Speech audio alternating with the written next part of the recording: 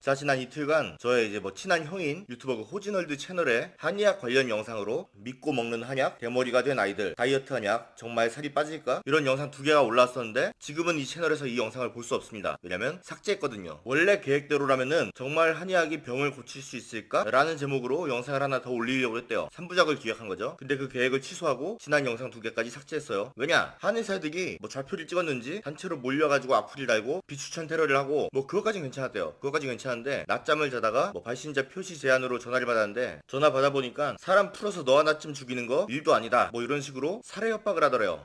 고소를 당하면은 그냥 벌금을 내면 되지 그런 생각이었는데 살해 협박을 당하니까 무서워가지고 영상을 내렸다고 합니다. 저는 이 영상을 왜 찍고 있느냐, 난 얼굴이 가지고 있으니까 살해 협박도 두렵지 않으니까 이제 내가 한의사를 까는 거냐 이럴 수가 있는데 아닙니다. 저는 한의학 신봉자예요. 제가 왜 한의학을 신뢰하는지 이 얘기를 하려고 이 영상을 찍은 거예요. 일단 애국심적인 측면에서 한번 봅시다. 제가 굉장히 존경하는 정치인이 하나 있죠. 바로 흥선대원군. 그 위정척사 사상 아시죠? 우리가 왜 서양의 문물을 받아들여야 됩니까? 신토불이라고 한국인에게는 한의학이 맞습니다. 한의사들도 치료 잘하는데 굳이 서양에서 건너올 의술을 우리가 써야 될 필요가 없죠. 한국인에게는 한의학이 잘 맞는다. 그리고 한의사와 의사는 굉장히 대립하고 있는데 둘 중에 한의사가 더 유연합니다. 아프다고 한의원을 찾아가는 의사가 있습니까? 없죠. 왜냐? 이 사람들은 한의사를 안 믿으니까. 사고가 굉장히 고정돼 있어요. 상대를 인정하려고 들지 않습니다. 근데 한의사들은 어떠죠? 자기가 아프면은 병원에 가요. 그 한의사 협회장 쓰러지니까 병원으로 가지 않습니까? 수술도 하고. 한의사들은 그러니까 의학을 인정하는 유연한 사고를 가진 거예요. 그리고 이건 제 경험에 의한 건데 의사들은 획일화된 의술을 펼치고 있죠. 어느 병원에 가나 큰 차이가 없어요. 근데 한의사들은 자신만의 독창적이고 개성 있는 그런 치료를 선보입니다. 예를 들어서 제가 A라는 한의원에 갔는데 거기서는 저한테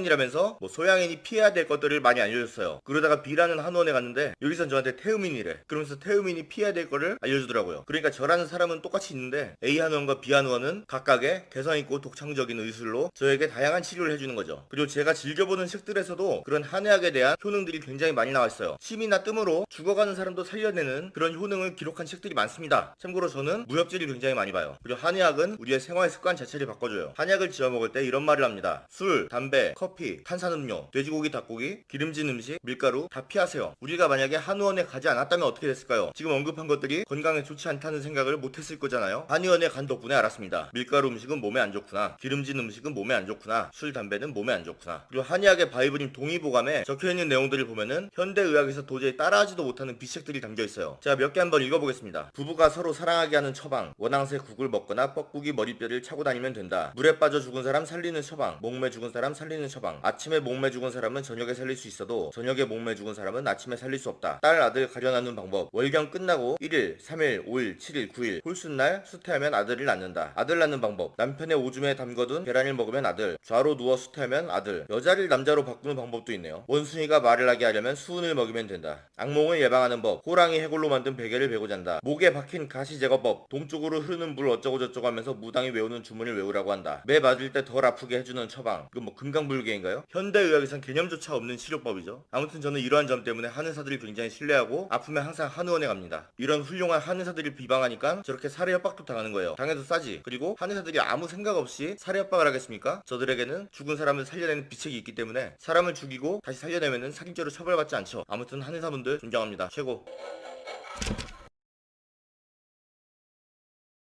자, 지난 영상들을 많이 보셨으면 알겠지만은 저는 군생활을 현역으로 마쳤습니다. 근데 이제 저뿐만 아니라 많은 현역들이 공익을 굉장히 무시해요. 신검 받을 때 부러워하고 입대할 때 부러워하고 휴가 나와서 부러워하고 전역한 뒤에는 약간 무시합니다. 공익이 무슨 불만사항 얘기하면은 꿀 빠는 공익 주제에 무슨 불만이 그렇게 많냐? 현역 나온 사람 앞에서 그런 쓰레기 같은 소리 하지 마라. 이런 반응을 보이죠. 물론 현역에 비해서 공익이 개꿀 빠는 건 맞아요. 맞는데 현역을 떼놓고 봅시다. 만약에 현역이 없어. 그냥 공익만 있어요. 그럴 때도 과연 공익이 꿀일까요? 말도 안 되는 월급에 따로 영리 활동하면 안 되고 강제로 공무원들 밑에서 시다 역할하게 하는 거 인권 유린 수준이에요. 그것도 하필 남자만. 대충 비율로 보면은 20대 남성 8, 90%가 현역병이 됩니다. 그리고 한 10몇 프로가 사회복무회원, 공익, 보충력이 되죠. 나머지 한 5, 6%가 면제를 받고 현역 1급을 받는 신장 조건이 뭔지 아세요? 키 161cm에서 204cm까지 어지간하면 다 1등급이 나옵니다. 막 과체중 저체중이 아닌 이상 어지간하면 그 키 범위에서 1급이 나와요. 근데 20대 여자 평균 키가 161이에요. 어지간한 평균적인 여자라면은 1급 현역 대상이 될 수 있어요. 근데 이제 헌법재판소에서 여자는 군복무에 적합하지 않은 신체를 가지고 있으니까 남자만 징집하겠다고 말을 했죠. 그것까지는 억지로 한번 이해해 봅시다. 남자 중에서도 현역으로 온 남자들 모두가 군생활에 적합해 보이는 신체를 가진 건 아니에요. 아니에요. 요즘에 하도 청년이 줄어들어가지고 어떻게 이런 패급이 현역으로 왔지? 이건 분명히 아라드인 출신 같은데? 이런 애도 현역으로 오나? 뭐 그런 애들 있어요. 그런가 하면은 어지간한 남자보다 군생활에 적합한 신체를 가지고 있는 여자도 있고, 근데 그런 걸 다 떠나서 일단 넘어가고, 이해 못하겠지만은 일단 넘어가봐요. 뭐 우리 안보 상황이 안 좋으니까 어쩔 수 없이 남자가 희생한다는 생각으로 잠깐만 그냥 받아들여 봅시다. 남자만 군대 가는 걸로. 그것까지는 간신히 이제 이해를 할 수 있겠는데, 공익은 이해를 못하겠어요. 공익 판정받은 남자들, 군생활에 적합하지 않은 상태라는 거를 국가로부터 인정을 받은 거죠. 여자도 국가로부터 군복무에 적합하지 않은 신체라는 걸 인정받았어요. 공익과 여자 모두 군생활에 부적합하다는 판단이 내려진 건데, 왜 군생활에 부적합한 남자는 공익을 하고 군생활에 부적합한 여자는 아무것도 안 합니까? 공익을 하기에 부적합한 신체를 가진 여자가 있어요? 있을 수 있겠죠. 한 5, 6%. 남자 면제 받는 만큼 그 정도 비율로 공익도 못할 만한 여자들이 있겠죠. 나머지 94%, 대다수 여성들은 공익하는데 아무런 지장이 없어요. 이 여자들은 왜 어떠한 의무도 짊어지지 않는 겁니까? 왜 남자만 사회복무 요원을 해야 돼요? 대체 무슨 심보로 남자만 그런 부당한 의무를 짊어져야 되는 거예요? 야, 너네 공익이라도 가야지. 안 그러면 현역 애들 배 아파해. 너네 현역에 비하면 개꿀 빠는 건데 뭐 그렇게 불만이 많아? 뭐 이런 건가요? 실제로 공익들이 헌법재판소에 헌법소원을 냈어요. 왜 남자만 공익을 가야 되냐? 여자도 공익으로 보내라. 그렇게 냈는데 그냥 각하 처리됐습니다. 이유가 뭐냐? 헌법소원은 그 기본권을 침해당한 날로부터 90일 이내에 제출을 해야 되는데, 공익을 한 지 90일이 지났으니까 해당이 안 된다면서 각하했어요. 전 90일 안 된 공익이 헌법소원을 좀 내줬으면 좋겠어요. 대체 뭐라고 답변할지 궁금해. 아니 뭐 청와대 청원에서 뭐 20만 명인가 30만 명 모아가지고 청와대자 대체 뭐라고 얘기할지 궁금해요. 논리적으로 이걸 반박할 수 있습니까? 여자들은 공익근무에 적합한 신체를 가지고 있는데 왜 공익조차 안 하냐? 이건 국가 안보랑도 아무 상관이 없어요. 이걸 반박할 수 있습니까? 헌법소원 얘기가 나와서 그런데, 예전에 어떤 공익이 최저임금을 달라면서 헌법소원을 냈어요. 저는 그때 현역 부심으로 이 새끼 꿀 빨면서 무슨 최저임금을 달래, 난 돈 안 받아도 공익하겠다, 그런 생각이었는데 생각이 달라졌습니다. 이게 과정이 어떻게 된 거냐면은, 어떤 현역 병사가 최저임금을 달라고 헌법소원을 냈어요. 근데 답변이 뭐냐? 현역병들은 의식주가 제공되기 때문에 최저임금을 주지 않아도 된다, 이런 답변이었어요. 그랬더니 공익이 이렇게 말한 거예요. 그럼 공익은 의식주가 제공되지 않는데 왜 최저임금을 안 주냐? 이게 작년에 이제 제기된 걸로 알고 있는데 아직 답변이 없습니다. 뭐라고 답변할지 궁금해요. 되게 논리가 없지 않습니까? 논리적으로 왜 남자만 공익으로 끌려가는지, 왜 의식주를 제공받지 못하는 공익이 최저임금을 못 받는지, 이거 반박할 수 있는 사람이 있습니까? 전 예전에 공익이 좀 우는 소리 하면은 존나 꿀발도 안 넣고 무슨 저런 배부른 소리를 하지? 뭐 그런 느낌이었는데, 지금은 그냥 같은 남자로 현역이 공익을 까면 안 된다고 생각해요. 공익도 공익 나름대로 권리를 챙기고 현역도 현역 나름대로 권리를 챙겨야지, 나는 못 누렸는데 네가 누리는 거 배 아프다 이러면은 평생 남성 인권은 제자리예요. 좀 누가 알려줘요. 왜 여자는 공익을 가지 않는지, 그걸 떠나서 국가에서 왜 공익을 멋대로 끌고 가는지, 그리고 그 끌고 간 공익에게 왜 최저임금을 안 주는지 누가 좀 알려줘요. 난 모르겠어 도저히. 자, 지난 방송에서 이렇게 한쪽으로 쏠려서 촬영을 하는 바람에 굉장히 보기 불편했다고 하시는 분들이 많아서 먼저 사과부터 하겠습니다. 죄송합니다.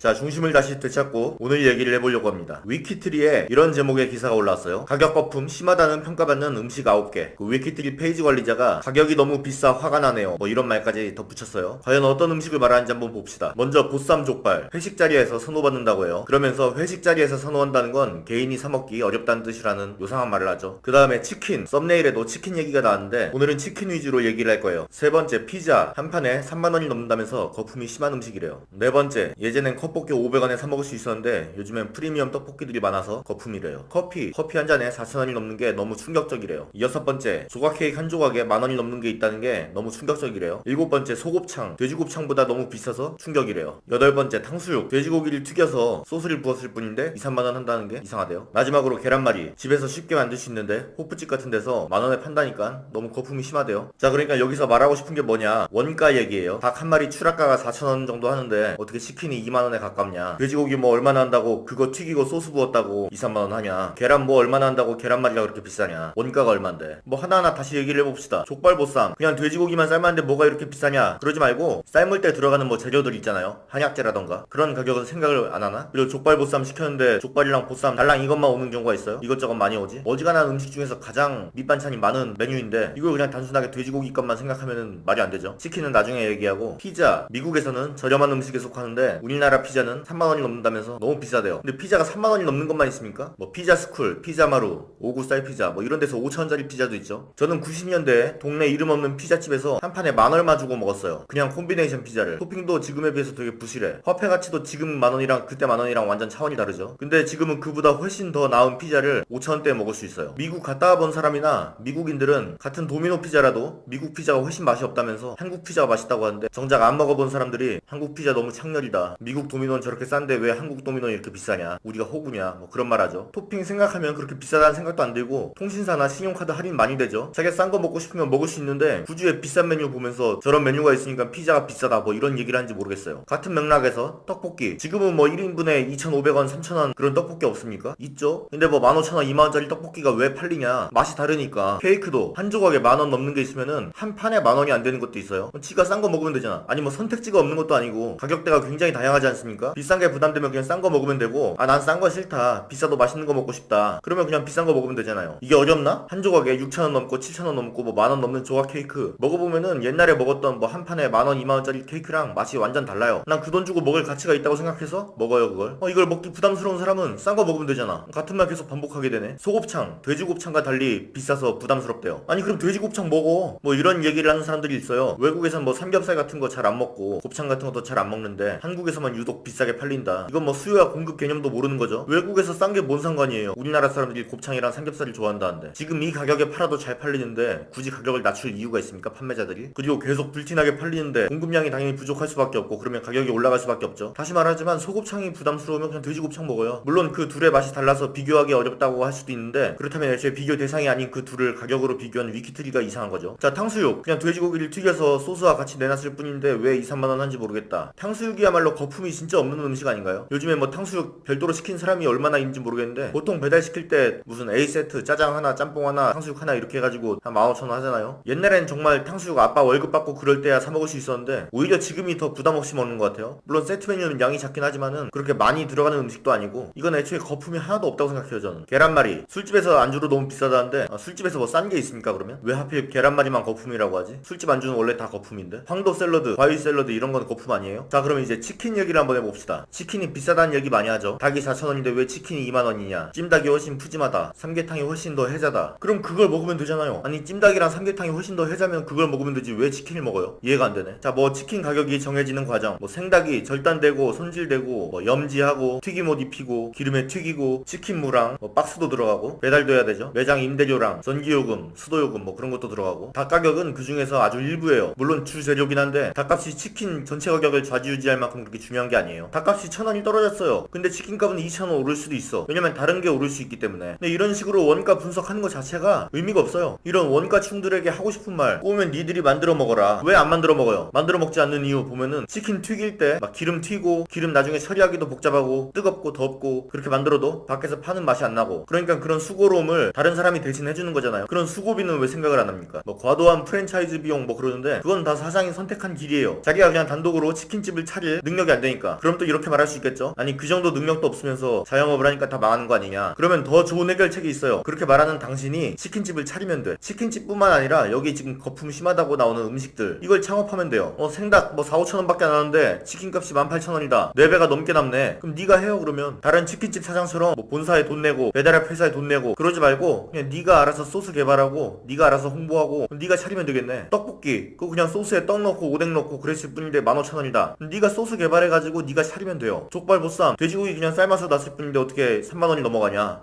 네가 차려요. 네가 차려가지고 거품 좀만 빼. 어차피 많이 남는다며. 거품 좀만 빼가지고 팔면은 다 손님들이 너네 가게로 몰리겠죠. 근데 왜 안 해요? 금방 부자 될 수 있는데. 뭐 치킨 2만원 넘는 게 있는가 하면은 시장에선 아직도 뭐 3마리에 만원 그런 치킨도 있어요. 근데 그게 맛있냐? 맛이 없어요. 난 그 조도 안 먹어 그거. 누군가는 이렇게 말할 수도 있겠죠? 우리 동네 되게 싼 치킨인데 그거 맛있더라. 아니 그러면 그거 먹어요. 그럼 이런 사람들은 그냥 그 치킨 먹으면 돼요. 거품도 없고 맛도 있어. 그럼 그거 먹으면 되지. 그러면 애초에 뭐 BBQ 같은 거 먹을 일 없으니까 불만을 가질 일도 없겠죠. 그냥 그거 먹어. 맛있고 거품 없으면. 뭐 계란말이 뭐하러 호프집 가서 먹습니까? 애초에 소주 가격도 편의점에서 사 먹으면 훨씬 싼데 그냥 편의점 가가지고 소주 한 병 사다가 집에 와서 할인마트에서 산 계란 풀어다가 계란말이 만들어서 먹어요. 돈 얼마를 아끼는 거야. 뭐 물건 가격을 결정하는데 재료비가 많은 비중을 차지하는 건 알아요. 근데 그게 절대적이진 않다. 만약 재료비가 절대적이라면은 같은 재료로 내가 만든 짜장면이랑 이연복이 만든 짜장면이랑 가격이 똑같아야겠죠. 근데 그게 아니죠. 맛이 다르니까. 치킨 맛을 볼 때 그게 2만원의 가치가 없습니까? 있습니까? 피자 맛을 볼 때 이게 3만 원의 가치가 없어요? 그럼 먹지 마. 안 먹으면 되지. 가치가 없는데 왜 먹어? 요 탈에 있는 나무의 가치가 뭐 얼마 될 것 같아요? 요거 20만 원이야. 난 샀어요. 근데 이걸 살 때 나무 원가는 생각을 안 해요. 나무 원가가 뭔 상관이야? 내가 합리적인 가격이라고 생각했는데 책 가격은 어떻게 설명할 건데요? 종이랑 잉크값 말고 뭐가 들어가? 오늘 영상 요약 들어가겠습니다. 하나, 물건 가격을 정할 때 원가가 중요한 요소긴 하지만 그게 전부는 아니다. 둘, 꼬우면 네가 만들어 먹어라. 셋, 그래도 거품이 심하다고 생각하면 그냥 네가 창업을 해라. 넷, 사람의 원가도 그냥 정자 하나랑 난자 하나다.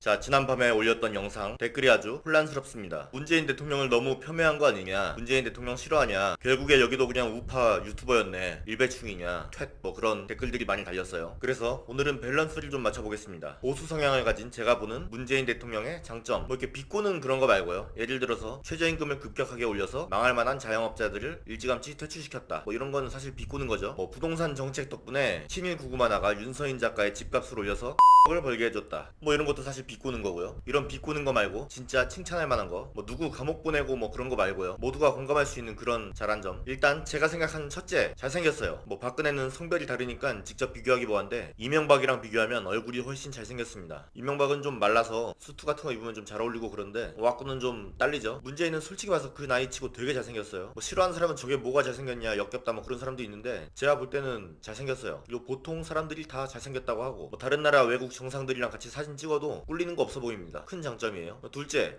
병사들 월급 많이 올려줬어요. 원래 작년 기준으로 병장 월급이 21만 6천 원이었는데 문재인이 대폭 상승시켜서 올해부터는 병장 월급이 40만 5천 원이 넘고 있습니다. 이걸 2022년까지 67만 6천 원까지 올린다고 해요. 저는 병사들한테 이렇게 해주는 건 되게 잘하는 거라고 생각합니다. 꼭 월급 아니더라도 뭐 병사들 외출시켜주는 거, 뭐 핸드폰 쓰게 해주는 거, 뭐 이런 거 다 긍정적으로 생각해요. 이런 건 정말로 잘하고 있다. 자, 세 번째, 비트코인 제재. 이거 잘한 것 같아요. 원래 제가 비트코인이라고 있었는데 그때 뭐 박상기 법무부 장관이 나와서 뭐 제재하겠다고 하니까 확 떨어져서 제가 1억 날렸어요. 그땐 되게 욕하고 아니 왜 우리가 하겠다는데 말리냐 뭐 그런 반응이었는데 지금 생각하니까 그냥 1억 날리고 빠져나온 게 잘한 것 같아요. 정부로서 당연히 했어야 될 조치 같아요. 자, 그리고 네 번째, 자, 잠깐 제가 생각이 안 나서 페이스북에 자문해 보겠습니다. 어, 어,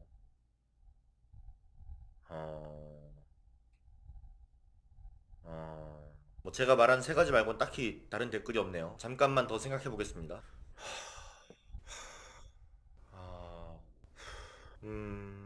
아, 예, 잠깐 전화가 왔네요. 왜? 고기 먹자고? 알았어. 잠깐 밥 먹으면서 생각 좀 하겠습니다.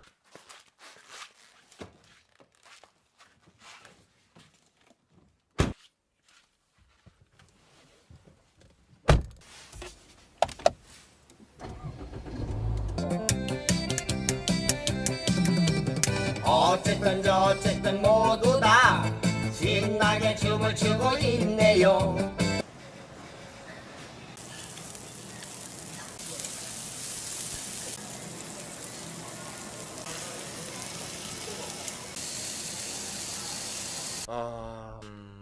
잘한 거, 장점, 칭찬할 거. 먼지가 너무 많아가지고 청소 좀 하고 생각할게요.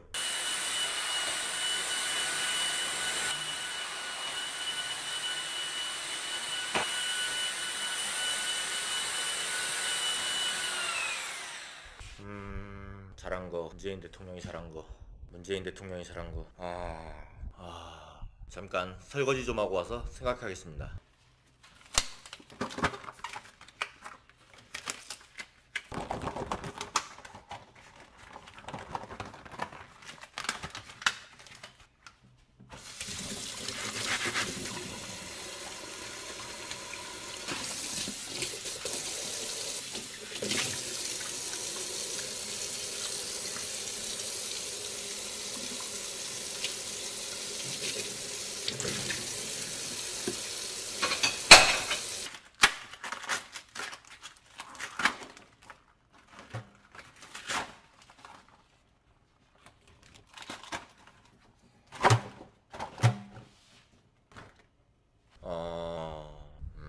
자, 오늘도 영상 봐주셔서 감사합니다. 자, 지금부터 여경에 대해서 얘기해 보려고 합니다. 여경, 여자 경찰을 줄임말이죠. 문재인 정부가 성평등 정책이라면서 여경 비중을 전체 경찰의 15%까지 올리겠다고 했는데, 그러기 위해서 앞으로 뽑는 경찰 중에서 25% 이상을 여경으로 뽑는다고 해요. 제 글 많이 보신 분들은 알겠지만 저는 여경에 대해서 몹시 부정적입니다. 그러니까 여자가 경찰을 한다는 것 자체를 반대하는 게 아니에요. 경찰은 남자만의 업무다 그렇게 생각하지도 않아요. 제 의견부터 말씀드리면 저는 경찰은 강한 사람들이 해야 된다고 생각합니다. 여자치고 강한 사람이 아니라 사람 중에서 강한 사람이요. 혹시 이번에 화제가 된 여경의 3단봉 훈련을 보셨나요? 못 보신 분들을 위해서 잠깐 보고 가겠습니다. 너무 충격받았어요. 이런 사람들에게 과연 치안이 맡길 수 있나. 따라하기도 힘들어요. 보통 정상적인 사람이 봉을 휘두르면 뭐 이렇게 팔 전체를 휘두르지 않습니까? 근데 여경 휘두르는 걸 보니까 요래요. 자, 여경과 남경은 따로 뽑아요. 남자는 남자끼리 경쟁하고 여자는 여자끼리 경쟁합니다. 그리고 여경은 체력 시험 기준이 남자에 비해서 굉장히 낮죠. 그 전설이 된 여경의 팔굽혀펴기 영상 같은 걸 보면은 이게 뭐지 그런 생각이 들어요. 그러니까 거기서 만점을 받아봤자 여자치고 강한 사람이지 사람 중에서 강한 사람이 아닙니다. 뭐 여경은 여자 범인만 잡는다고 치면은 가능하죠. 여자 중에선 강한 편이니까. 근데 이게 스포츠도 아니고 여자 중에서 강한 편이라는 게 의미가 있습니까? 그럼 장애인 경찰도 뽑아야죠. 뭐 팔굽혀펴기 기준 한 3개로 잡고 이 사람 장애인인데 팔굽혀펴기 3개 했네. 장애인 치고는 굉장히 강한 사람이구만. 그렇게 해서 뽑으면 되잖아요. 그렇게 뽑아서 장애인 범인만 잡으라고 하면 되겠네요. 되게 말 같지도 않은 소린데 여경 뽑는 논리랑 별 차이가 없어요. 이거를 사실 여자들도 잘 알아요. 어떤 여경 준비생의 인터뷰를 한번 읽어보겠습니다. 남자가 더 많이 필요한 직업이긴 해도 여자도 하고 싶어하는 분이 있으니까 남자만큼 많이 뽑는 건 아니더라도 좀 더 늘려주시면 좋겠어요. 2배 정도. 그러니까 주장하는 것 자체가 여경이 필요하니까 뽑아달라는 게 아니라 우리가 하고 싶으니까 뽑아달라 그거예요. 그러니까 필요가 없어. 자기네들이 생각해도 여경은 남경에 비해서 필요가 없다. 왜냐? 범죄자들이 페미니스트가 아니기 때문이에요. 자, 남자 도둑이 도망가고 있습니다. 여자 경찰이 뒤쫓아요. 근데 남자 도둑이 좀 빨라. 여경이 아니 너는 남자고 나는 여잔데 남녀 간의 신체 차이가 있는데 어떻게 그걸 무시하고 너는 남자라는 이점을 살려서 최대 속도로 달려가고 있냐. 뭐 이렇게 말한다고 천천히 달려주는 도둑이 있을까요? 없죠. 2014년 양산경찰서 페이스북에 아주 충격적인 글이 올라왔어요. 타이틀이 이겁니다. 강도 잡는 여경 보셨나요? 그러더니 강도를 잡은 여경을 소개하면서 막 자랑을 하더라고요. 질문 자체가 되게 이상하지 않습니까?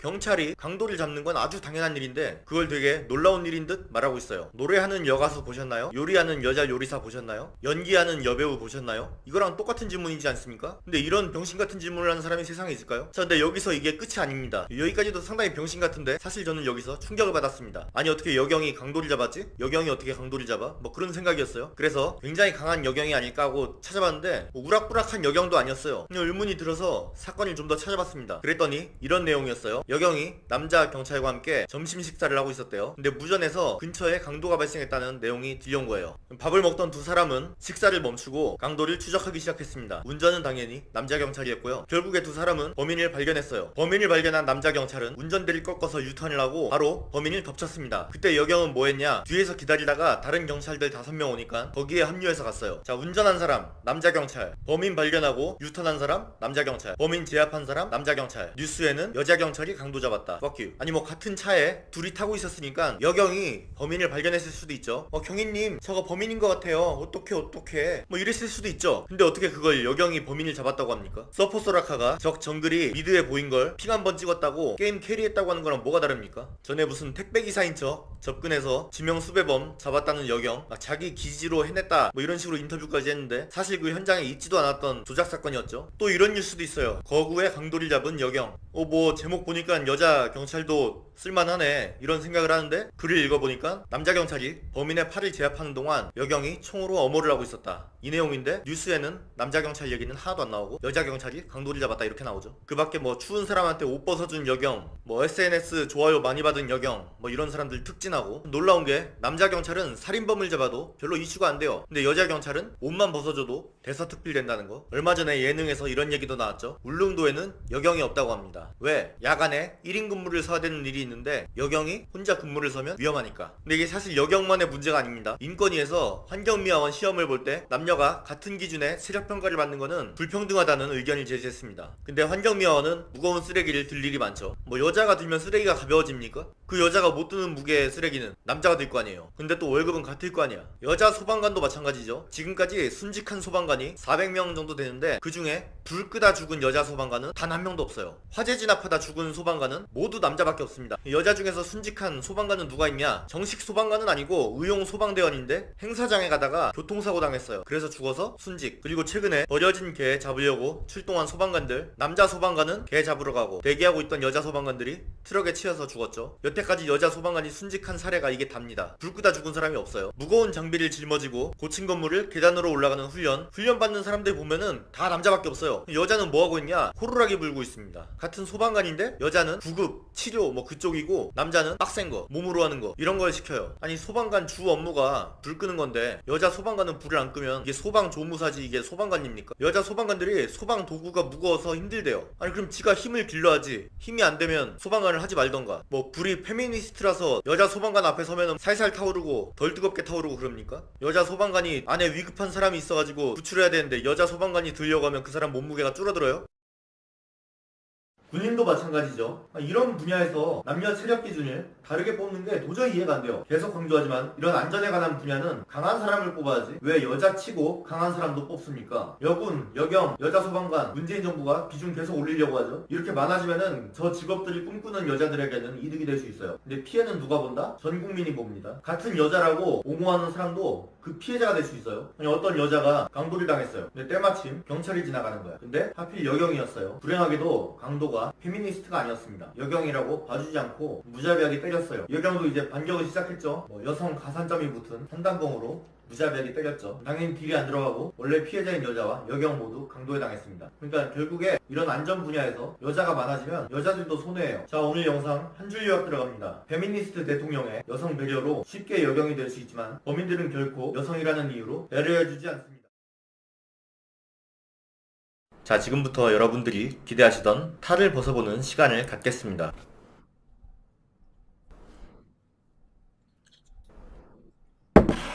갑자기 제가 여기서 왜 나올까요? 자, 이 채널 최초로 게스트를 초대했습니다. 게스트는 바로 논란의 친일 구구만화가 윤서인 씨입니다. 자, 뭐 자기소개 좀 부탁을 할 필요가 있을까요? 왜냐면 너무 유명하셔서. 다른 유튜버들은 뭐 미녀 유튜버랑 합방하고 그러는데 나는 이게 무슨 팔자인지 모르겠네. 아무튼 귀한 분이 이렇게 누추한 곳에 왔으니까 한번 뭐 최선을 다해서 솔직한 대답을 한번 해보겠습니다. 이제 오늘 부른 이유는 많은 사람들이 윤서인 작가에 대해서 궁금해하는 거를 제가 질문하고 답변하는 시간을 갖기 위해서요. 저는 잠깐 이제 카메라 뒤에 가서 질문을 던지도록 하겠습니다. 자, 굉장히 유치한 질문일 수 있는데 윤서인 작가 하면 가장 먼저 떠오르는 게 친일이죠, 친일. 그래서 해봐. 유치하지만 질문을 하나 하겠습니다. 자, 한국과 일본이 축구를 하면 어디를 응원하시겠습니까? 저는 축구를 보지 않습니다. 누가 강제로 막 앉혀놨어요. 그리고 네. 어느 한쪽을 응원하라고 막 해. 안 하면은 막 가족을 어떻게 한대. 근데 어느 쪽이 이긴들 그게 저랑 무슨 상관이에요? 당신 애국 숨도 없습니까? 저는 우리나라를 응원합니다. 우리나라가 어디죠? 다음 질문.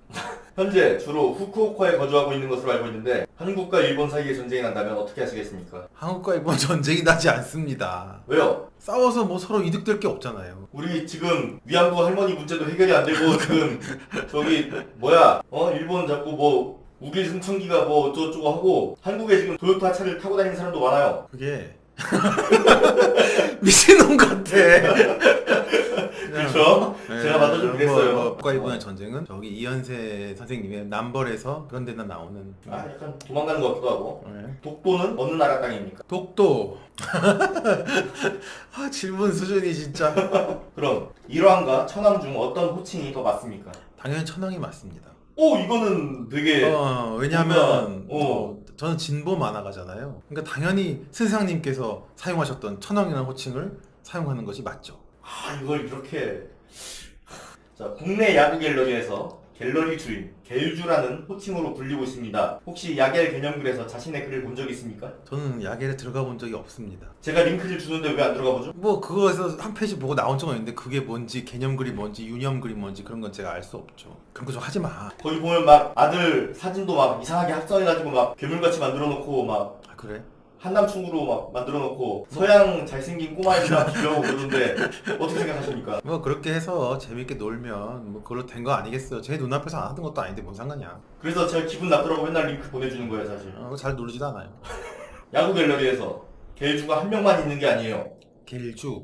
갤러리 주인이 하나가 있는 게 아니야. 나보고 요새 갤주 그러더라. 나 최근에 그게 무슨 의미인지 알았어. 그래서 다른 갤주로는 대표적으로 김장훈 씨가 있습니다. 그래서 그 둘을 비교하는 글도 많이 올라와요. 김장훈과 윤서인 중 저랑 누가- 김장훈을. 네. 그래서 누가 더 개주에 가까웠느냐 그런 거에서 보면은 근데 왜 이렇게 그런 기분이 안 좋지? 왜 이렇게 기분이 안 좋지? 그런 것도 하고 어. 김성모 만화가와 성모 형님, 네네네. 윤서인 작가를 비교하는 글이 있었는데 누가 더 뭐 호감형이냐 그런 글이 있었는데 한 5배, 6배 사이로 김성모가 더 호감이라는 결과가 나왔어요. 좋습니다, 네. 아 좋아요? 저는 뭐 어차피 호감으로 만화를 그리는 사람이 아니기 때문에. 아 원래 근데 비호감이니까 상관없다. 그리고 저는 성모 형을 아주 좋아합니다. 아 성모 형을 아주 좋아한다. 가장 존경하는 만화가. 트레이싱 논란이 있었죠.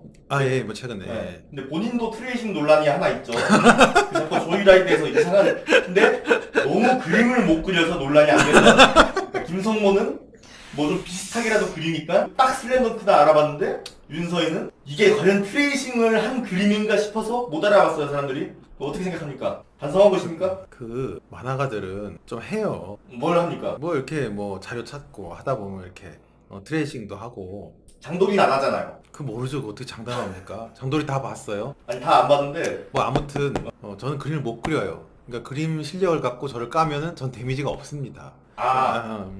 원래 못생겨서 얼굴로 까면 데미지가 아무 없는 의미가 것처럼. 아무 의미가 없. 근데 전에는 만화가는 얼굴이 중요한 게 아니라 그림이 중요하다고 그러지 않았나요? 뭐 근데 저는 다 딸리니까 뭘 잘합니까 대체? 부동산 잘하잖아.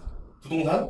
좀 많이 오르셨나 본데 그게 예. 다 문재인 대통령 덕이라는 생각 안 해보셨습니까? 전적으로 그렇게 생각하고 있습니다. 제가 알기로는 그 올라간 그 영 개수가 꽤 상당히 많은 걸로 알고 있어요. 네네네. 그럼 문재인 지지를 하셔야 되는 거 아닙니까? 저는 뭐 영구 집권했으면 좋겠습니다. 자 여기서 잠깐 돌발 퀴즈. 박근혜와 문재인 중 누가 더 호감입니까? 당연히 잠깐만. 진짜 돌발이네. 나라 생각하면은 뭐 호감은 호감만 따지는 거잖아. 네 개인적인 호감. 개인적인 호감은 지금 생각해보면 차라리 나은 것 같아. 아니. 큰일 나나 이거? 노코멘트 할래. 박근혜 정부 때 뭘 얻었어요? 얻은 게 뭐가 있어요? 얻은 거 쥐뿔도 없습니다. 핸드폰만 비싸졌지. 진짜 저 얻은 거 없어요. 응. 그냥 오히려 연재 잘하던 신문사에서 잘렸고 응. 생활 팍팍했고 응. 없어요 아무것도. 쥐뿔 근데 문재인 대통령이 되니까 말도 사돈 집값이 확 올랐죠. 뭐 집뿐이 아니고 독자도 많아졌고 음. 그리고 뭐 하는 일도 다 잘 되고 야.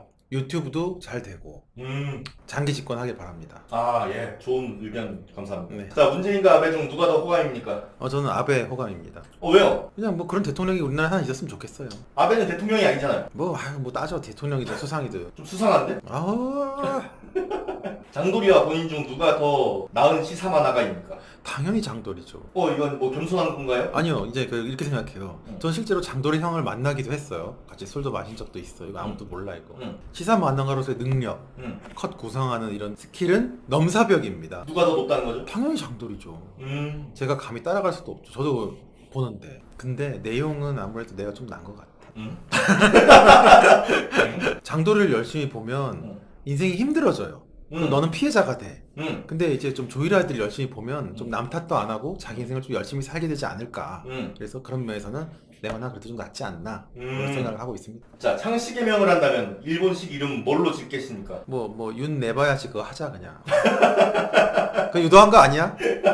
이제 제가 질문한 건 다 했고 집에 가고 싶어. 네티즌이 질문한 거 네. 좀 불러보겠습니다. 성관계를 잠깐만. 이건 좀 민감할 수 있으니까 넘어가겠습니다. 이거는 뭐 혼자만의 문제가 아니기 때문에. 근데 뭐 사실 민감할 것도 없지. 40대들 다 알잖아 다. 느낌 알잖아. 가장 유명한 사건 있죠 최근에 중학생 고기 사건. 네. 그 정말 중학생이 무서웠습니까? 중학생이 아니라 다른 사람이 나올 가능성이 있다고 생각해서 취소했습니까? 사실 중학생인지도 모르는 거잖아. 그 솔직히 내가 만약 돈 내겠다면 난 중학생에 걸겠어요. 그래 나도. 그렇구나. 우리 같은데 열었으니까 뭐. 근데 99%가 중학생이겠지. 네. 근데 사람이 1%의 리스크를 짊어지는 게 아니라는 생각이 들었지 그때. 근데 아파트 가격은 뭐 99% 오를 거라고 생각해서 산 건 아니잖아요. 아니야 100% 오를 거라고 생각했어. 문재인이 그렇게 무섭구나. 그럼요. 100% 문재인. 와. 아니 사람이 학습 효과라는 게 있잖아. 그러네. 역사를 배워야지 입에서. 그럼. 역사를 잊은 민족에게 미래는 없다. 돈은 없다. 오케이. 지금 만약에 시간이 돌린다면 그 중학생을 만나겠습니까? 아니. 왜요? 이제 나는 그 시점으로부터 이제 난 모르는 사람은 안 만나는 걸로 결정했어. 그 시점으로부터 약간 좀 본인이 추했다는 생각은 안 드나요? 그랬죠. 약속을 어쨌든 했다 파기했으니까. 그 점은 뭐 좀 인정. 추하긴 하죠. 사람이 어떻게 다 추하지. 뭐 그렇게 깨끗하고 뭐 아름다워. 남들에 비해서 좀 추하다고 생각을 하죠. 되게 유도하네 진짜. 좀 추했긴 하죠. 다음 질문 하세요. 학창 시절에 씨빈싸였다는데 정말 사실입니까? 뭐 그렇진 않지. 그렇진 않죠. 말이 그렇다는 그냥 거지. 말이 그렇다는 거죠. 뭐 근데 그렇게 아싸는 아니었던 것 같아. 아 그래요? 그러면 잠깐 진짜 돌발 질문입니다. 대학 때 친했던 친구 이름 3개만 대보세요. 김현, 조규형, 나재광 바로 나오지. 오. 왜냐면 이건 왜 쉽냐면 우리는 5명이 항상 같이 다녔어. 아 5명이 다녔구나. 아 내가 7명이라고 했어. 그럼 뭐 6명부터 안 나와. 아 그렇구나. 그럼 뭐 학과에서 가장 예쁜 여자친구를 사귀었다는데 그게 지금의 사모님입니까? 그렇죠. 아, 근데 약간 말을 돌렸는데 어떻게 된 거지? 근데 그게 사실 내가 딴 여자였었는데 원래는. 맞춰졌다고. 근데 바뀌었어. 아 그렇구나. 아. 처음에 아니었어. 아. 요즘 참 별말 다 아니지. 여기 나와서 이게 뭔 짓이야 이게. 자 이게 네티즌 질문이에요. 여성 네티즌이 질문한 건데. 정말 여성이에요? 네. 여성 네티즌 이름이 없잖아 너. 김아영이야 김아영. 이상한데. 가게 느낌이 나는데. 질문 그대로 읽어줄게요. 네. 몇 센치입니까?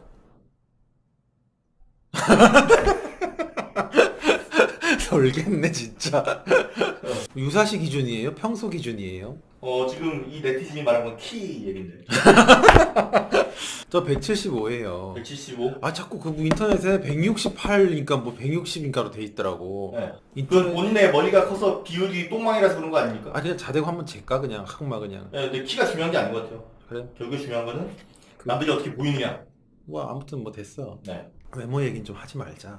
정우성의 외모가 100점이라면 본인의 얼굴은 몇 점입니까? 뭐 빵점이지 뭐. 빵점? 너무 과학한 거 아닌가요? 아니 빵점 맞잖아 근데. 너도 빵점이야. 왜요? 뭐 왜 거울 봐 이놈아. 짜증나네. 갑자기 기분 다운됐어. 네. 자, 다른 네티즌의 질문입니다.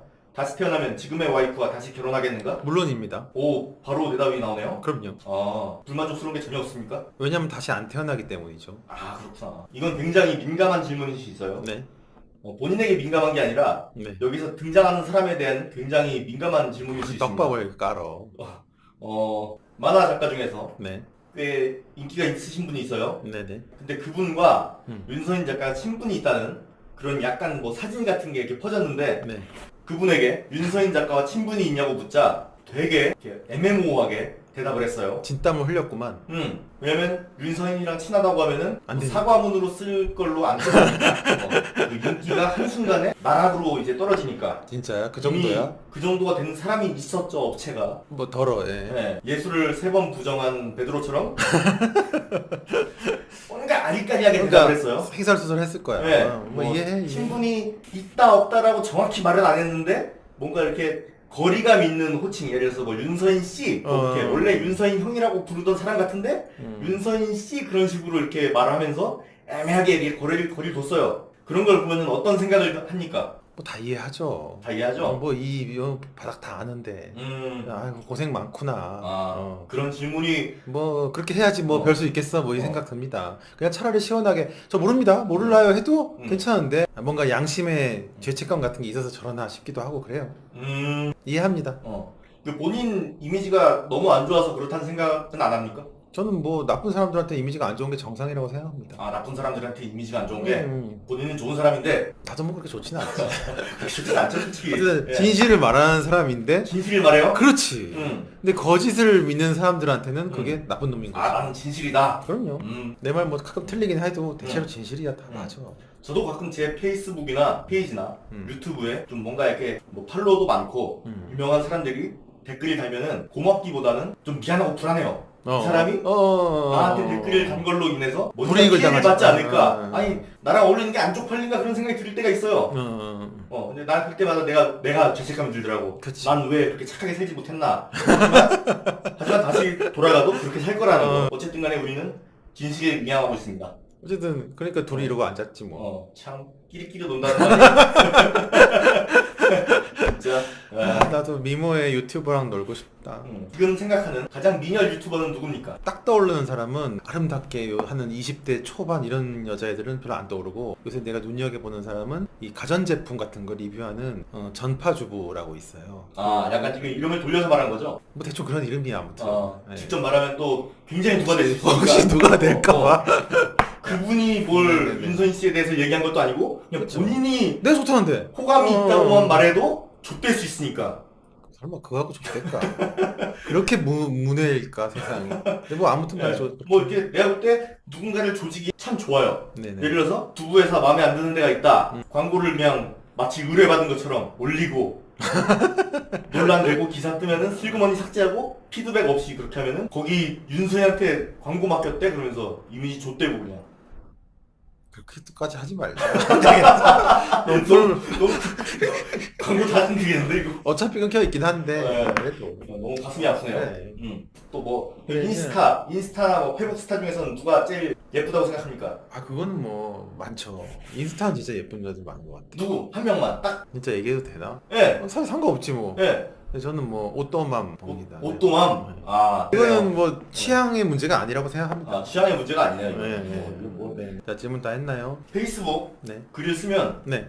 거기에 이제 원래 이미지 같아서는 틀딱들만 댓글이 달 것 같은데 내가 뭐에 원래 이미지가 틀딱들만 댓글이 진짜 이상한 나도 놈이. 뭐 박사모 저기 태극기 집회 그런 그거야 이미지잖아요. 진짜 오해하는 아 거야. 그래요? 아무튼간에 막 20대 예쁜 여자들도 그래. 댓글 꽤 달아요. 그렇다니까. 이렇게 댓글 달고 막 좋아요하고 그렇다니까. 작가님 팬이에요 그러면은 그래. 남자로서 설렙니까?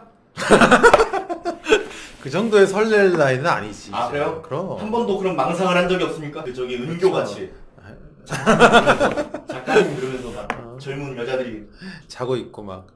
네. 털 보이고 시끄러워. 제발. 이 인터뷰가 좀 위험하네. 갈수록. 저기 이거 진짜 크리티컬한 질문일 수 있어요. 네, 하세요. 예전에 만화에서 아들이라는 소식에 고추를 잘라서라도 딸을 만들고 싶다는 그런 아니야. tet줄을 자르는 대신 꼬추를 잘라볼까 이렇게 그러니까 썼었지. 그게 그거죠. 그러니까 결국에는 아들이 마음에 안 들었잖아요. 그치. 지금은 어떻습니까? 좋지. 아, 좋아요? 마냥 좋지. 딸이었으면 오히려 아들이 훨씬 낫지. 아 그래요? 아들이 나중에 준식이가 응. 그 만화를 봤어요. 자 준식이가 만약에 그 만화를 보고 따져요. 응. 상처도 받은 것 같아. 응. 하필 그거를 사춘기 때 본 거야. 어. 뭐라고 설명할 거예요? 안 잘랐잖아. 아 그럼 됐지. 응. 그럼 됐네요. 응. 그리고 이거 약간 좀 그거예요. 이거 약간 이미지 개선을 위한 질문. 해봐. 예전에 그 빠친코 그거 알죠? 내 무슨 말 알려주지 알려 지금. 알지. 친구의 비보를 듣고 슬퍼하는 사진을 찍은 다음에 빠친코를 갔어요. 어떻게 된 겁니까? 그거 간단하지 뭐. 그 사진 찍을 때 안 죽었어. 아, 안 죽었구나. 그 사이에는 수개월의 시간이. 수개월이 지났구나. 지난 6개월 정도 지난. 그 비보가 죽었다는 비보가 아니라 그냥, 그냥 슬픈 소식, 아프다는 소식이었죠. 사람들이 그러면 안 돼요. 내가 와갖고 계속 그 친구도 봤어. 그럼 또 이미지 개선을 위한 질문. 또 그것도 해봐. 친일파. 그래. 그거 하려고 했어 지금. 해봐. 저기 뭐야. 내가 일제시대에 태어났으면은 친일파가 됐을 것 같다. 뭐 그거 있잖아요. 뭐 도끼로 뭐저 하는 거. 그거 이완용이 이렇게 나무를 도끼로 치는 건데 그것도 그때 그 당시 웹진 그 심리 테스트가 그 내용이었어. 그래서 그거 그림 그린 거야. 근데 사실 생각해봐라. 내가 진짜 친일파야. 그러면은 내가 애국자인 척하지. 내가 친일파지 않을 거란 말을 하겠어? 근데 이석기 대놓고 한 번도 애국자인 척을 하지 않잖아. 그러니까 예를 들어서 저기 뭐 그 눈물을 머금고 손톱을 막 뜯어가면서라도 애국가를 한 번쯤 불러줄 수도 있었잖아요. 근데 안 불렀잖아 이게. 진짜네. 티를 온갖 간첩 티를 당했잖아요. 그러네. 네. 그렇죠. 본인이 논리가 지금 막힌 걸 인정합니까? 그게 일종의 성찰이에요. 자아 성찰. 그런 거 생각할 수 있잖아. 나는 지금 이거 보는 사람은 그 당시 되면은 친일파 소리 안 듣게 잘 독립운동하고 했을 거야? 그 모르는 거잖아. 그거는 한 번쯤 자기 스스로 성찰할 수 있는 거 아니야? 그렇죠.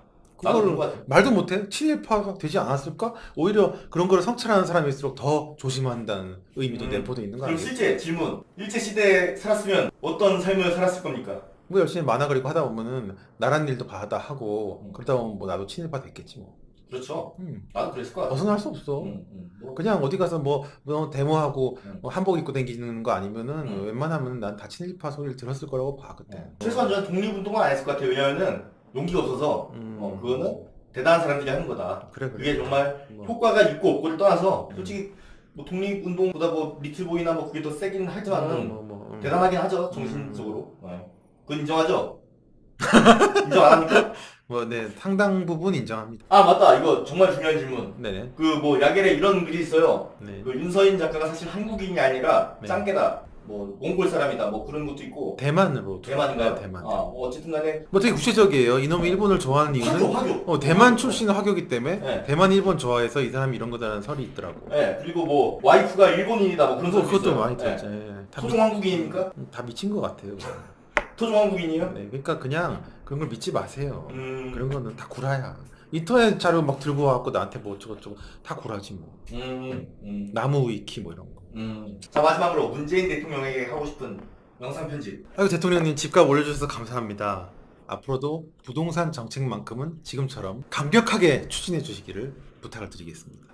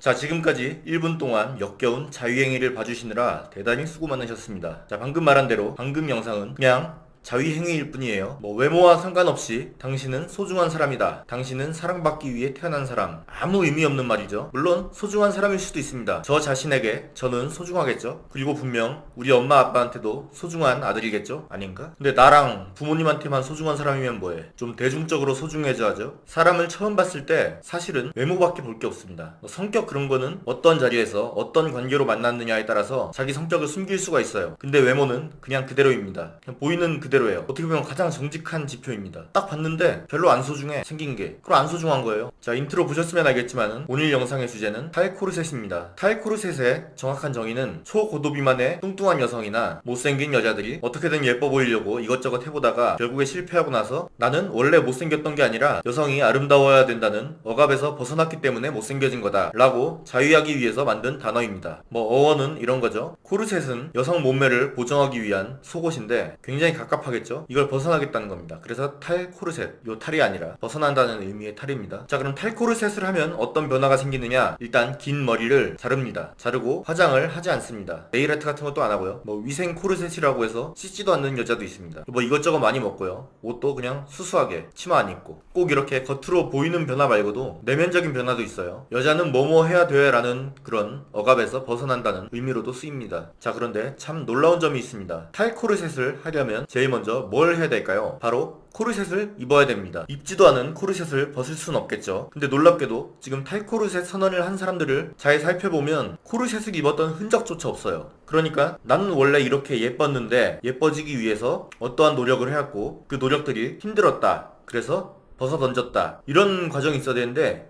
예뻤던 과거가 없어요. 이거는 코르셋을 벗은 게 아니죠. 애초에 입었던 적도 없는데 어떻게 벗습니까? 막 진짜 예쁜 여자가 탈코르셋을 하는 경우가 있습니까? 없죠. 지금 뭐 페미니스트의 데모로 불리는 한서희도 탈코르셋은 안 합니다. 왜냐? 자신이 갖고 있는 외모가 굉장히 강력한 무기라는 걸 스스로 알고 있기 때문이죠. 그러니까 약간 이런 것 같아요. 수능날 보면은 수능 거부 운동하는 학생들 있죠. 난 이 사람들이 수능을 보고 높은 점수를 받아서 서울대, 연세대, 고려대 이런 대학에 합격하고도 안 가는 그런 모습으로 운동을 했으면 좋겠어요. 봐라, 나는 이렇게 공부도 잘한다. 근데 줄 세우기식 교육 문화는 없어져야 된다고 생각하기 때문에 나는 명문대에 입학할 수 있지만 거부하겠다. 자, 이렇게 하면 얼마나 뭔가 멋있습니까? 근데 아무도 안 그러죠. 원래 공부 못하는 꼴통 새끼들이 수능 거부 운동을 합니다. 탈코르셋이랑 비슷해요. 코르셋을 제대로 입고 있던 여자들은 안 벗어요. 안 벗는데 애초에 입지도 않은 여자들이 코르셋을 벗었다고 해. 아니, 그 몸에 코르셋이 어떻게 들어갑니까? 그런 사이즈의 코르셋이 세상에 어딨어요. 탈코르셋을 한 뚱땡이들에 대한 페미니스트들의 이중성도 정말 역겹습니다. 뚱땡이들이 어울리지도 않는 비키니를 입고 영상을 찍어요. 그러면은 언니 정말 멋있어요, 당당해요, 칭찬만 있어요.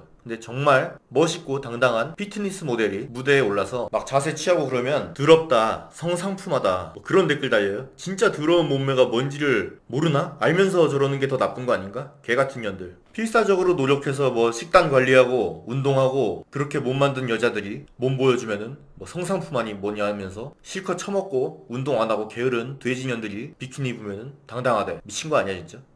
어이없어. 페미니스트들의 탈코르셋 중에서 굉장히 마음에 안 드는 게 바로 탈코르셋 강요예요. 원래 여성시대나 쭉방 카페 같은 경우 화장품이나 의류, 정보 공유가 굉장히 활발했습니다. 근데 요즘에는 레이스 달린 옷이라던가 치마라던가 그런 옷의 정보를 공유하면 난 이렇게 코르셋 벗어나려고 힘쓰고 있는데 이런 여성스러운 옷 공유하는 거 보면은 너무 힘 빠져, 뭐 그런 댓글이 대부분이에요. 그러면 막 미안하다고 하면서 글 지우고 난리 났습니다. 탈코르셋 하셨다면서 화장은 왜 하셨나요? 뭐 그런 댓글도 달리고, 페미니스트라면서 다이어트 정보 영상은 왜 올리시나요? 뭐 이런 것도 있어요. 그러니까 어떻게 보면은 탈코르셋이라는 새로운 코르셋이 만들어졌습니다. 페미니스트는 머리가 짧아야 되고 얼굴이 못생겨야 되고 뚱땡이여야 된다, 그런 코르셋이 만들어졌어요. 새로운. 존나 병신 같죠? 근데 원래 페미니즘은 병신 같습니다. 그런데 이런 말을 하는 저도 사실은 탈코르셋을 했습니다. 아니, 지금 몸에 살찐 거 가지고 지금 탈코르셋을 했다는 게 아니에요. 옛날에 무슨 책에서 읽었던 글인데 어떤 부자가 어디를 가도 항상 초라한 행색으로 다녔다고 합니다. 그래서 물어봤어요. 왜 당신은 부자인데 그렇게 초라하게 다니냐고. 그랬더니 그 부자가 자기를 아는 사람들은 어차피 자기가 부자인 걸 알 텐데 굳이 비싼 옷을 입을 필요가 있겠느냐, 그리고 자기를 모르는 사람들은 어차피 누군지도 모르는데 그 사람들한테 부자로 보여서 좋을 게 뭐가 있겠느냐, 뭐 이런 내용이었어요. 약간 그런 마인드입니다.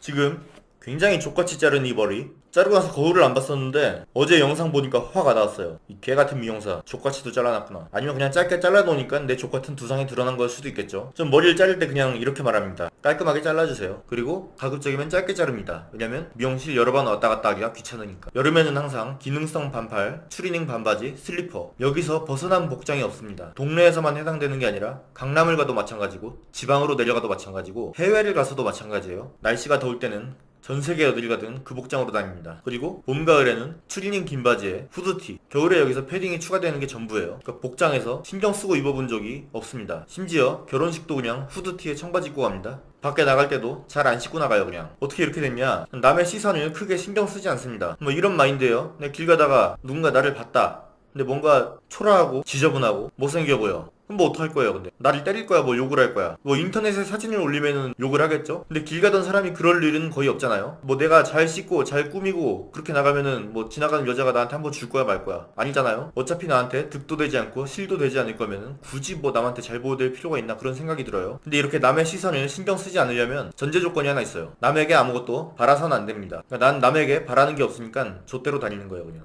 네, 예를 들어서 뭐 잘 보이고 싶은 상대라던가 회사 면접, 알바 면접도 좋고요. 뭐 중요한 미팅, 상대에게 내가 뭔가 원하는 게 있을 때는 당연히 잘 꾸미고 나가야겠죠. 일을 할 때도 마찬가지고. 나는 바라는 게 없어요 남한테. 근데 그렇게 뭔가 바라는 게 있어야 될 사람들도 탈코르셋을 해. 그리고 나서 자신에게 불이익이 왔다고 지랄해요. 그러니까 자기가 탈코르셋을 했으면은 그 책임도 본인이 져야 되는데 그건 또 지기 싫어해. 예쁜 애들만 뭔가 대우받는 것 같다면서 싫어해요. 뭐 CGV 미소지기, 뭐 립스틱 바르라는 얘기 듣고 어쩌고저쩌고 하면서 뭐 시위하고. 그 사람들도 근데 남한테 뭔가 바라는 사람들이잖아요. CGV에 월급을 바라는 사람들. 그럼 거기 뜻에 따라야지. 나는 아무한테도 바라는 게 없어요. 바라는 게 없으니까 누가 나한테 요구도 하지 않아요. 그럼 나는 탈코르셋을 할 수 있어요. 근데 뭔가 바라는 점이 있으면은 하면 안 되지. 아니면 직장을 때려치던가. 저도 탈코르셋에 대한 책임을 질 때가 있습니다. 꽤 고급 레스토랑에서 드레스 코드가 있는 경우가 있어요. 아니면 호텔 라운지라든지 뭐 정장까지는 아니라도 캐주얼이라도 입고 오라고 하는 경우가 있습니다. 근데 저는 4계절 모두 추리닝이죠. 그래서 이 복장 그대로 해외여행에 갔다가 식당에 못 갔어요. 애초에 캐리어에도 다 이런 옷밖에 없으니까. 근데 거기서 내가 뭐 드레스 코드를 왜 강요하냐, 뭐 그렇게 시위할까요? 정해진 룰에 따라야죠. 못 갔습니다. 그냥 다른 식당 갔어요. 이게 제가 짊어진 탈코르셋에 대한 책임이에요. 저는 혼밥을 못하는 사람도 약간 코르셋에 갇혀있다고 생각합니다. 혼밥을 왜 못하느냐, 혼자 밥 먹는 게 외로워서 그런 게 아닙니다. 타인이 내가 혼자 밥 먹는 모습을 봤을 때 무슨 생각을 할까, 그런 고민 때문에 혼밥을 못하는 거예요. 제 친구 없나봐, 같이 밥 먹을 사람도 없나봐, 뭐 카광 만화에 많이 나왔죠. 근데 이게 마인드 변화로 충분히 극복 가능합니다. 자기가 친구와 같이 식당에 갔다고 생각해보세요. 근데 문이 열리고 누군가 혼자 들어와서 자리에 앉았습니다. 사실은 그런 손님이 있는지조차 모르는 게 정상이에요. 친구와 얘기를 하느라, 밥을 먹느라, 핸드폰을 하느라 남한테 신경 쓸 시간이 없습니다. 그러니까 사람들이 의외로 다른 사람에 대해서 관심이 별로 없어요. 혼자 밥 먹든 말든 신경 안 쓰는 것도 있는데 혼자 왔는지조차 안 봐요. 별로 안 궁금해. 길 지나갈 때도 음악 듣거나 핸드폰 하거나 옆에 사람이랑 얘기하느라 정신없지, 누가 옆에서 어떻게 지나가는지 뭐 그렇게 관심 없습니다. 크게. 약간 이것도 자의식 과잉 같아요. 넌 별로 특별한 사람도 아니고 대단한 사람도 아니고 아무도 신경 쓰지 않는다. 그러니까 내가 지나가는 사람들한테 관심 갖는 만큼 그 남들도 나한테 딱 그 정도만 관심을 갖고 있다고 생각하면 돼요. 저 또 관심이 없다는 얘기죠. 저는 국내 미슐랭 2스타부터 3스타까지 모든 레스토랑을 다 혼밥으로 먹었습니다. 룸을 잡고 먹을 때도 있었고요. 그냥 홀에서 먹을 때도 있었고 모든 레스토랑을 다 혼밥으로 먹었어요. 눈치 안 보여요. 저 같은 손님도 있고 오히려 뭔가 더 미식가 같아요. 음식에 집중할 수 있고. 근데 이게 이런 말이 제가 하는 게 별로 설득력이 없는 게 나도 탈코르셋한 페미니스트 같아요. 내가 봐도 설득력이 너무 없을까봐 요즘에 나름대로 코르셋을 좀 조이고 있습니다. 뭐 구독 눌러놓고 영상 쭉 보면은 점점 뭔가 이렇게 갸름해질 거예요. 아마 제발. 자, 마지막으로 정리 들어가겠습니다. 탈코르셋을 하게 되면 편해지긴 하지만 그로 인해서 불이익이 생길 수 있다. 근데 그건 편해진 만큼 본인이 책임을 져야 된다. 탈코르셋을 남에게 강요하지 말자. 원래 족같이 생겼으면서 탈코르셋 때문인 것처럼 핑계대지 말자. 탈코르셋을 했으면 그냥 조용히 있지. 굳이 유튜브 같은 데다가 영상 올려서 죄 없는 사람들에게 고통을 주지 말자. 구독 안 눌러도 막 인기 영상으로 뜨고 그래요. 나처럼 가면이라도 쓰자. 얼마나 예의 바릅니까? 사람은 생각보다 타인에게 관심이 없다. 그러니까 시선을 두려워할 필요는 없다. 한 줄만 더 말하면 유튜브에 영상 올리는 뚱땡이들은 제발 남의 시선 좀 두려워해줬으면 좋겠어요.